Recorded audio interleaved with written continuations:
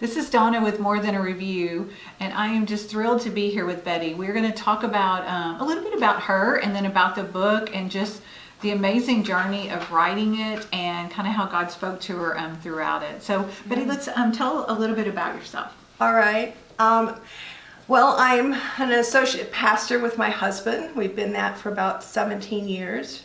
Prior to becoming a pastor, I taught high school for 30 years. And you can do anything now. I can, because it was in the inner city school, so I can do anything, that's for sure. Wow. And I have a daughter and 4 great grandkids, and I also travel. I work with Harvest Preparation International Ministries, and I'm the director for women's ministries for Mexico and Central America. So prior to COVID, we would go 2 times a year or so to different places and hold women's conferences, and I would take a team with me. So now I don't even know how you found the time to write. That is amazing. So tell us a little bit about the book. Well, the River people who've read it, they said, "Is Melissa you?" And Melissa is some of me in the story. It's, for those who don't know the story, it's an allegory, but it's also very similar in a sense to modern day Pilgrim's Progress, where a young woman, Melissa, who's kind of had an interesting background and had things in her life that makes her very fearful and controlling and different things, kind of steps across a portal, a time place, where she enters into a supernatural realm and then lives out a season, because in that realm there's no really knowing of time, but anyway, through that is able to learn Jesus better. And I say that by that constant interaction where we can learn how much he loves us and his views on things, and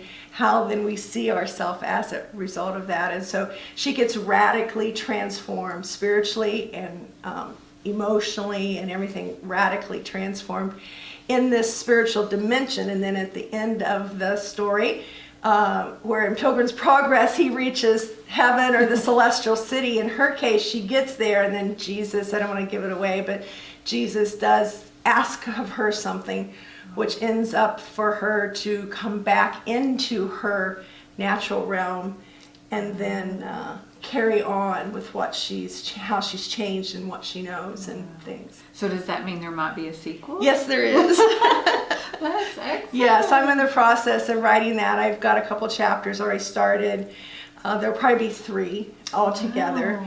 Wow. The second one it'll be called The Call, and it's about conflict, commissioning, and just her going out, living a supernatural, transformed life in her world, and what that looks like in every day, with everything, as we know in today's world, getting darker. She has a lot of confrontation with demonic things and different things that we do on a daily basis, So what led you to the story and to the writing process? Like, what made you write it?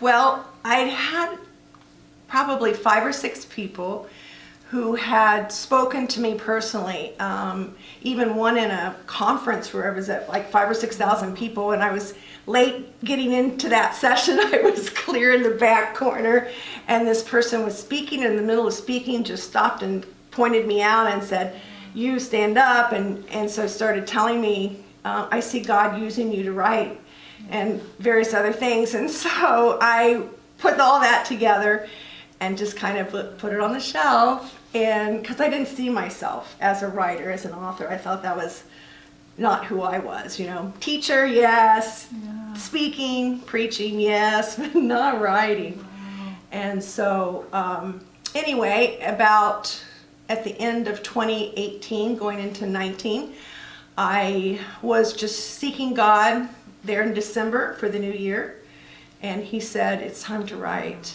And it's like, I don't know what to write. Lord, you're going to have to show me. And so that's where he started reminding me. I journal a lot, And he had reminded me about some journal entries that I had written years ago, and it took me forever to find them, and I did, and I started, and that became kind of like that springboard into the story. And I would just sit down at the computer and take a deep breath and close my eyes and say, God help me. And I would start getting kind of like a mental picture is the best way to say it. And just sense and feel things in my spirit when I stayed kind of in that place. And I would just type. And so, which was very interesting when it came to the editing part, because I was in past and present and future, and my tenses were all mixed up because of how I was getting it, So, yeah. Well, and she says that, but the book won an award, so. It did, I'm so thrilled. Yes. Yes, it won the 2021 Cipa General Fiction Award. Wow, So that is, and it's your first book? it's my first book, and it's very exciting. It has turned my world upside down, because it still is hard to think of myself as an author, and there is an industry.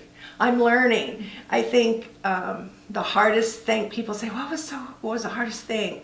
It's like, would have said writing. No. Writing, I think now on this side of it is actually the easier part. And learning the industry, knowing about how the industry works, and all the things you need to do to get your book into the hands. I feel God had a purpose for this, to touch a life and to make a transforming spiritual journey for somebody else. Because when you read the book, you actually get lost in Melissa's story. And so if you have any of those things in you, like I did, they will get touched by, God in the story as you read it. And that's what we want. And so we want people to be changed for their destiny for God. So do you feel like there is an underlying theme that you're hoping people pick up through it? Yes. Decrease so that he could increase. That's the basic thing. It's all about destiny. I think the call on my life and to help for other people is to know that you have a destiny. And that God wants to use you, and He's got big plans, to affect the kingdom for you. And finding that and getting, decreasing what keeps you from coming into that, and releasing it and growing in Him is the theme, I think, of what you will find in this. So that is amazing. I don't think I could end on a better note than like reading a book to help you understand what your destiny is, and just to even maybe encourage you to step back and think and pray, what can my destiny be? Yes. Yeah. Yes. Thank you so much for being with us, and congratulations. I mean, her first book, she's won a very great award, and it's in Spanish. Oh, too, very good. for all my Spanish friends in Mexico and Central America. Oh, that's true with your ministry. Oh, that's amazing. So we will have links in the blog post to how you can get the book and to her website. So thank you guys. Definitely, we highly recommend it. Amen. Bye. Get your destiny.